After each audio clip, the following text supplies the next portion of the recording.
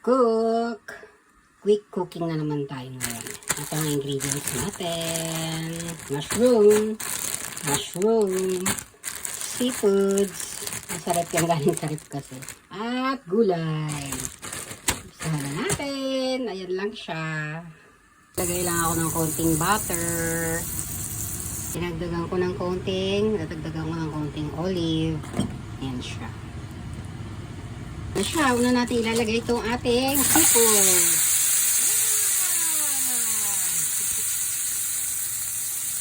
Ang bango ng amoy.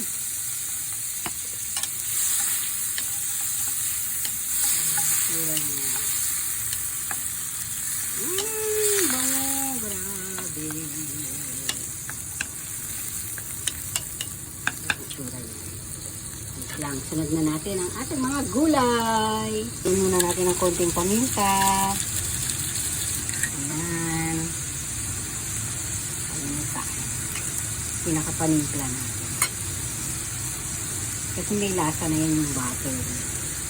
Lagyan natin din ng konting toyo. Ayan. Naparami yan. Halu-haluin lang muna natin.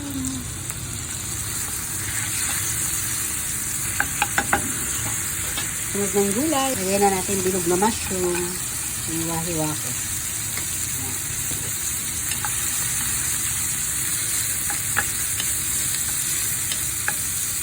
Ang bango.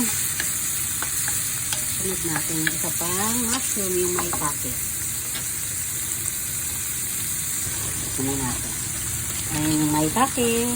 Lagyan na natin. Ayan siya. Lagyan pa natin konti. Kasi paborito kong may packet. Ayan siya. Lagyan yung ulit natin.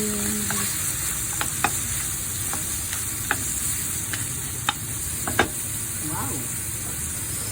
Last natin yung ating haksay. Baguio pecha. Ayan na siya. At dahil paborito ko ang aburagi din. Ayan, nalagyan ko rin siya. Ayan yung aburagi, yung fried sauce.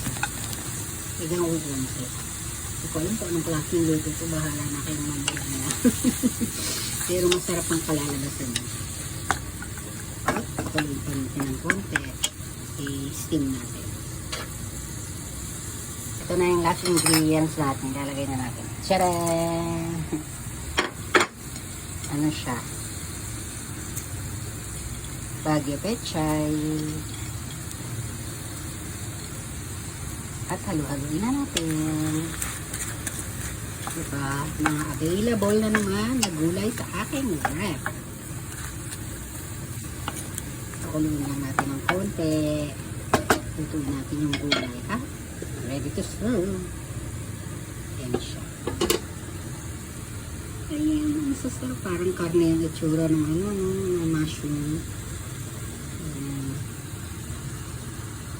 Sarap. Ayan na, luto na yung ating quick cooking. Hindi ko alam kung anong menu. Basta, seafood siya. May mga gulay. Ginisa-gisa lang. Ayun lang. Parang ang yummy-yummy niyang tingnan. That's it na. Masarap po. Grabe. Ayan yung mga mushroom. Itadakimasu.